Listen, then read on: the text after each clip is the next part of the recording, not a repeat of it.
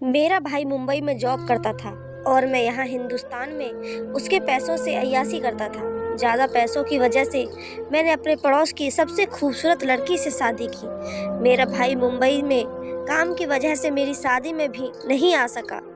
मैंने अपनी शादी बड़ी धूमधाम से की। मेरी पत्नी लाखों में एक थी। मैं तो उसे देख देख कर ही जी रहा था। 3 साल बाद जब मेरा भाई बाहर वापस आया तो मेरी बीवी उसे देखकर बेहोश हो गई और जब उसे होश आया तो उसने रोते हुए अपने आप को कमरे में बंद कर लिया और मेरा भाई मेरी जान का दुश्मन बन गया। उसने कहा कि मैं अपनी बीवी को आज ही तलाक देकर घर से निकाल दूं। मुझे कुछ समझ नहीं आ रहा था कि मैं क्या करूं। उसने मेरी बीवी के खिलाफ एक ऐसी चीज़ दिखाई जिसे देखकर मेरे पैरों के नीचे से ज़मीन निकल गई, क्योंकि मेरी बीवी तो आज मेरी पत्नी मायके चली गई थी और मैं अतीत में खोया हुआ था। जब मेरी शादी का पहला दिन था और मैं बहुत खुश था। मैं उस समय कितना संतुष्ट था और मैं कितना अलग इंसान था। मेरे दोस्त सभी मुझसे चिढ़े रहते थे, अरे यार तुम बहुत खुशनसीब हो जो तुम्हें इतनी खूबसूरत बीवी मिली है। ये आवाज़ थी मेरे दोस्त अमन की। ये ऐसा था जैसे उसने मुझे 7वें आसमान पर पहुंचा दिया हो। वह कौन व्यक्ति था जिसने मेरी पत्नी की कद्र नहीं की। मैं अपनी किस्मत पर नाच कर रहा था, लेकिन इस अहम मौके पर मुझे अपने छोटे भाई नवीन की बहुत याद आ रही थी, जो मुंबई की एक बड़ी कंपनी में काम करता था। वह मेरी शादी के मौके पर यहाँ नहीं था और मैं अपने भाई से बहुत प्यार करता था। वह खुद नहीं आया, लेकिन उनका फ़ोन आया। वह काफ़ी देर तक मुझसे फ़ोन पर बात करता रहा। आज मेरी पत्नी से मेरी पहली मुलाकात थी। मैं उसे बहुत पसंद करता था। मेरी पत्नी शुरू बहुत खूबसूरत थी और मेरी ज़िंदगी बहुत अच्छी चल रही थी। मेरे जीवन में मेरी पत्नी के सामने आज तक कोई लड़की नहीं आई, इसलिए मैं उससे बहुत प्यार करने लगा। जब मैं 17 साल का था, मेरे माँ बाप की एक दुर्घटना में मौत हो गई। फिर मैं बहुत रोया। उस वक्त नवीन 10 साल का था। मैंने उसे माँ और बाप दोनों के रूप में पाला। उसे खूब प्यार दिया और उसका बहुत ज़्यादा ख्याल रखा। खुद कड़ी मेहनत करता रहा, लेकिन उस पर आँच नहीं आने दी। मेरे पिता की किराने की दुकान थी। उनकी मौत होने के बाद मैंने ही उस दुकान को संभाला। उसकी इतनी अच्छी हालत नहीं थी। मैंने उस पर दिन रात मेहनत की। अपनी भूख प्यास किसी का भी ख्याल नहीं किया और अब जाकर यह एक किराने की दुकान जैसी लग रही थी। यह मेरी मेहनत का फल था। मेरा बहुत मन था कि नवीन पढ़ लिख कर बड़ा आदमी बने, लेकिन उसे शुरू से ही मुंबई जाने का शौक था। वह मुंबई में नौकरी करना चाहता था। वह एक प्राइवेट कॉलेज में IFC की पढ़ाई कर रहा था, मगर उसका उठना बैठना बहुत गलत लड़कों के साथ था। वह गलत सोहबत में फंस गया था। मुझे इसकी कई शिकायतें मिलने लगी। जो बात मुझे सबसे ज़्यादा परेशान करती थी वह ये थी कि वह लड़कियों के प्रति जुनूनी था। कई रातों से वह घर नहीं आया। मजबूरन मुझे ये फैसला करना पड़ा। मुझे उसे मुंबई भिजवाना पड़ा। ये फैसला करना मेरे लिए आसान नहीं था, क्योंकि वह मेरा लाडला भाई था। मुझे उसे अपने से दूर करने के लिए बहुत हिम्मत करनी पड़ी, लेकिन मैं खुश था कि उसे मुंबई में नौकरी मिल गई और अब वह जी जान से काम करने लगा और मुझे पैसे भी भेजने लगा। फिर 1 साल बाद मेरी शादी हो गई। आज मैं बैठा पुरानी बातें सोच रहा था, तभी मेरी पत्नी शुरू मेरे पास आई। उसे देखकर मेरा सारा दुख दूर हो गया। वह अपने पिता के लिए दुखी थी। मेरा दिल नहीं कर रहा था उसे वहाँ छोड़ने के लिए, लेकिन उसने इतने प्यार से अनुमति मांगी कि मुझे उसकी बात माननी पड़ी। मैंने अक्सर ये बात महसूस की थी कि वह बोलते बोलते चुप हो जाती है और हंसते हंसते उदास हो जाती है। मैंने उससे इस बारे में कई बार पूछा, लेकिन उसने मुझे टाल दिया। आज वह अपने घर में थी और मुझे उसकी याद आ रही थी। इन चंद दिनों में उसने मुझे अपना बना लिया था। मैं उसके बारे में सोचते सोचते सो गया। मेरी बीवी शुरू ने एक गरीब घर में जन्म लिया था। उसकी माँ उसके पैदा होने के वक्त ही मर गई थी। जब वह बड़ी हुई तो उसके बाप ने दूसरी शादी कर ली थी। उसकी सौतेली माँ और सौतेली माँओं की तरह ही थी, जो सौतेली बेटी को अपना दुश्मन समझती हैं और उस पर हर तरह का जुल्म करना अपना हक समझती हैं। शुरू की सौतेली माँ भी ऐसी ही थी। वो उसके बाप के सामने तो अच्छे से पेश आती थी, मगर जब वह घर से बाहर जाता तो शुरू पर जुल्म करना शुरू कर देती। वह जब स्कूल से घर वापस आती तो सारे काम उसी से करवाती थी और खाने को बहुत कम देती थी। उसके इस व्यवहार की वजह से सुरु बहुत डरपोक लड़की बन गई थी। वह हर वक्त डरी डरी और सहमी सहमी सी रहती थी। उसने अपने हक के लिए बोलना सीखा ही नहीं था, जबकि उसके छोटे सौतेले बहन भाई बहुत तेज थे। वह अपनी माँ से बहुत अलग थे। वह सुरु से बहुत प्यार करते थे। सुरु भी उनसे बहुत प्यार करती थी। उसने 10वीं तक करीब के सरकारी स्कूल में पढ़ाई की थी। उस वक्त वो 10वीं क्लास में थी जब सोनू की उस पर नज़र पड़ी। वो उस वक्त अपनी सहेली के साथ स्कूल से घर वापस आ रही थी। सोनू ने उसके बारे में जानकारी हासिल की। वह उसके बारे में सब कुछ जानता था। वह कहाँ रहती थी और क्या करती थी, वह उसकी सौतेली माँ के बारे में सब कुछ जानता था। उसने शुरू से बात करने की बहुत कोशिश की, लेकिन वह बहुत डरपोक लड़की थी। बस इतना सोचते ही उसकी जान जाने लगती थी। सोनू हर मुमकिन कोशिश कर रहा था, लेकिन वह उसके जाल में नहीं आ रही थी। उसका रंग रूप, उसकी मासूमियत उसे पागल बना रही थी। वह हर हाल में उसे पाना चाहता था, मगर उसे कोई रास्ता नहीं सूझ रहा था। फिर उसके शैतानी दिमाग में एक ख्याल आया और उसने सुरु को हासिल करने के लिए एक प्लान बनाया। वह अच्छे से जानता था कि सुरु की सौतेली माँ उससे कितनी नफरत करती है। जब कोई इंसान किसी से नफरत करता है तो हर हद पार कर देता है। उसकी अच्छे बुरे की सोच भी खत्म हो जाती है। वह हर हाल में अपने दुश्मन को हरा देखना चाहता है, चाहे इसके लिए उसे किसी की नज़रों में गिरना ही क्यों न पड़े। यही सुरु की माँ के साथ हुआ। सोनू ने उसे पैसों का लालच देकर अपनी बात मनवा ली थी, मगर उसने उसकी सौतेली माँ से भी एक बात छुपाई थी। उसने कहा था कि सुरु से शादी के बाद वह 6 महीने तक इसी घर में रहेगा और इसके बदले में वह उसे पैसे देगा। सुरु की माँ भी सोनू की हर बात मानती गई और उसकी शादी सुरु से के साथ कराने को तैयार हो गई, और इस बात के लिए भी तैयार हो गई थी कि वह कुछ समय तक उनके घर में रहेगा। सोनू ने कहा था कि उसके घर वाले अभी मान नहीं रहे। जब वह मान जाएंगे तो वह सुरु को अपने साथ ले जाएगा। सुरु को बहुत डर लग रहा था। वह अभी शादी नहीं करना चाहती थी। जब उसको सोनू के बारे में पता चला तो वह और भी डर गई थी, क्योंकि उसे उससे बहुत डर लगता था। लेकिन उसकी सौतेली माँ ने उसे डरा धमका कर मना लिया था। जब उसने अपने पिता से बात की तो उसने कहा, बेटा, तुम्हारी माँ ने सोच समझकर ये फैसला लिया है। वह इन लोगों को जानती है। सोनू के घर वाले बहुत अच्छे हैं। उसके पिता को न जाने सोनू में क्या पसंद आ गया था, वह भी शादी के लिए मान गए थे। उसने भी चुपचाप उनके सामने सिर झुका लिया। उन्होंने सादगी से शादी की थी और वह चली गई और उसी घर के एक कमरे में आ गई। सोनू का उसके प्रति व्यवहार सामान्य था। वह उसे घुमाता फिराता भी था, और फिर भी सुरु इस शादी में खुश नहीं थी। उसे सोनू का रवैया उलझन में डाल देता था, और वह जब भी सोनू से उसके घर वालों के बारे में पूछती तो वह टाल देता था। जब सुरु सोनू को उसके घर चलने को कहती तो वह बात को घुमा फिरा देता था। वो तो वैसे भी बातें घुमा फिरा करने में माहिर था, और वैसे भी ये शादी उसने पूरी प्लानिंग के साथ की थी। अब उनकी शादी को 5 महीने हो गए थे। सोनू कभी कभी रात को यहाँ पर रुकता और कभी तो बहुत दिनों तक घर नहीं आता था। सुरु उससे पूछती तो पहले तो वह टाल मटोल करता, लेकिन अब उसे गुस्सा आने लगा था और अब वह सुरु पर हाथ उठाने लगा। वह डरी हुई बच्ची और भी डर गई थी। वह पूरी तरह से सहम गई थी। पता नहीं उसकी किस्मत ऐसी क्यों थी। अब उसकी सौतेली माँ का भी दिल जलने लगा था। वह उससे पूछती कि तुम्हारा पति तुम्हें कब लेकर जाएगा, मगर इस बेचारी के पास इस बात का कोई जवाब नहीं था। वह बस चुप होकर रह जाती थी और अपने आंसू पीती रहती थी। सुरु की माँ जब भी सोनू से बात करती तो वो कुछ पैसे देकर उसे चुप करा देता।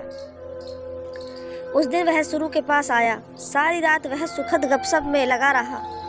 आज वह पिछले दिनों से ज़्यादा खुश लग रहा था और उसके साथ बहुत अच्छे से पेश आ रहा था। वह अपने ख्यालों को बुनते हुए सोई थी। वह पगली समझ रही थी कि उसकी ज़िंदगी में खुशियाँ आने वाली हैं और दुख दूर जाने वाले हैं, पर उसे क्या पता था कि अब उसके जीवन में अंधेरा आने वाला है। झरने फूट पड़े हैं, खुशी चली गई है। अगले दिन जब वह सोकर उठी तो सोनू वहाँ नहीं था। उसके तकिए के नीचे एक कागज़ पड़ा था। जब उसने वह कागज़ खोला तो मानो उस पर आसमान टूट पड़ा हो, क्योंकि वह तलाक के पेपर था। सोनू ने उसे तलाक दे दिया था। बिना किसी गलती के, बिना किसी वजह के उसे सज़ा सुना दी गई थी। सोनू ने उससे साफ साफ लिखा था कि वह उसे पसंद करने लगा था, उसे हासिल करना चाहता था। मगर जब उसने देखा कि वह उसकी बातों में नहीं आ रही थी, तब उसे शादी का नाटक करना पड़ा। और इसके अलावा वह अब सुरु के साथ कोई रिश्ता नहीं रखना चाहता था और उसे खोजने की कोशिश ना करी जाए। सुरु तो जैसे सदमे में आ गई थी। यहाँ पर था भी कौन जो उसे ढूंढने के लिए जाता। उसके पास न तो उसका कोई पता था और न ही परिवार का आता पता। उनका मैरिज सर्टिफिकेट भी उसी के पास था। उनके पास उसके खिलाफ कोई सबूत ही नहीं था। जब ये बात उसकी सौतेली माँ को पता चली तो वह छाती पीट कर रह गई। वह तो समझी थी कि उसकी जान छूट जाएगी, मगर अब क्या हो सकता था। उसके पापा तो ये खबर सुनकर जैसे सदमे में आ गए थे। वह बहुत ज़्यादा बीमार रहने लगे थे और बहुत ज़्यादा कमज़ोर हो गए थे। किसी परेशानी में एक दिन सुरु के पापा का बीपी ज़्यादा बढ़ गया था और उन्हें फालिस पड़ गई थी और वह बिस्तर पर लग गए थे। इसका सारा दोष सुरु की सौतेली माँ ने सुरु पर डाला था। अब घर में काम करने वाला कोई नहीं था, इसलिए उसके छोटे भाई को काम करने के लिए घर से बाहर निकलना पड़ा। उसे अपनी पढ़ाई छोड़नी पड़ी। घर में तो जैसे परेशानियों ने डेरा ही डाल लिया था। सुरु के छोटे भाई की एक अच्छी जगह जॉब लगी तो धीरे धीरे उनके घर की हालत सुधरने लगी। उसके 4 महीने बाद ही शादी कराने वाली की तरफ से सुरु के लिए जय का रिश्ता आया था। इस बार भी उसकी सौतेली माँ ने छानबीन करने की कोशिश नहीं की थी और जय के रिश्ते के लिए हाँ कर दी थी। उसके पापा ने बहुत कहा कि पहले लड़के के बारे में सब कुछ पता करो, तो उसकी सौतेली माँ ने कहा कि मुझे तो पता करना था, मैंने करा लिया। जय को उसने ये कहा था कि वह दहेज में उसे कुछ भी नहीं दे सकती, मगर जय सुरु पर अपना दिल हार बैठा था। उसे हर हाल में ये रिश्ता मंजूर था। इतनी सुंदर लड़की अगर बिना दहेज के भी देते तो उसे इस बात का कोई ऐतराज़ नहीं था। वैसे भी उसके घर में किसी चीज़ की कमी नहीं थी। उसके घर में भगवान का दिया हुआ सब कुछ था। शादी के बहुत दिनों बाद भी सुरु को यकीन नहीं आ रहा था कि उसको इतना अच्छा पति मिला है। उसके प्यार में वह अपनी पिछली जिंदगी को भूल गई थी। जय से हर बात छुपाई गई थी। वह रोज़ सुबह भगवान का शुक्रिया अदा करती थी। उन्होंने बहुत बुरे हालात देखे थे। इन बुरे हालातों के बाद वह ऐसा पति पाकर खुद को खुश नसीब समझने लगी, लेकिन उसकी किस्मत ने यहाँ भी उसका साथ नहीं छोड़ा। उसके पास वह सब कुछ था जो भगवान ने उसे दिया था, लेकिन उसे औलाद की बहुत कमी महसूस होती थी। वह 3 साल तक रोती रही और भगवान से प्रार्थना करती रही। फिर एक दिन ऐसा हुआ कि उसे ऐसा लगा कि फैसले का दिन आ गया है। वह दिन उसके लिए बेहद दर्दनाक था। उसका जीवन फिर से बदल गया था। शायद अभी भी दुर्भाग्य उसका पीछा नहीं छोड़ रहा था। मैं सुरु का पति हूँ जय। मुझे बच्चों की इतनी कमी महसूस नहीं हुई, लेकिन सच कहूँ तो जब से संभली हुई मेरी सारी ख्वाहिशें और कमियाँ दूर हो गई। यूं ही वक्त गुजरते गुजरते 3 साल बीत गए थे। मुझे ये सब समय एक खूबसूरत सपने की तरह याद है। फिर जो सोचा नहीं था वही हुआ। जब मेरी शादी हुई, मेरा छोटा भाई नवीन मुंबई में था। मेरी पत्नी सुरु शक्ल, सूरत और किरदार दोनों में परफेक्ट थी।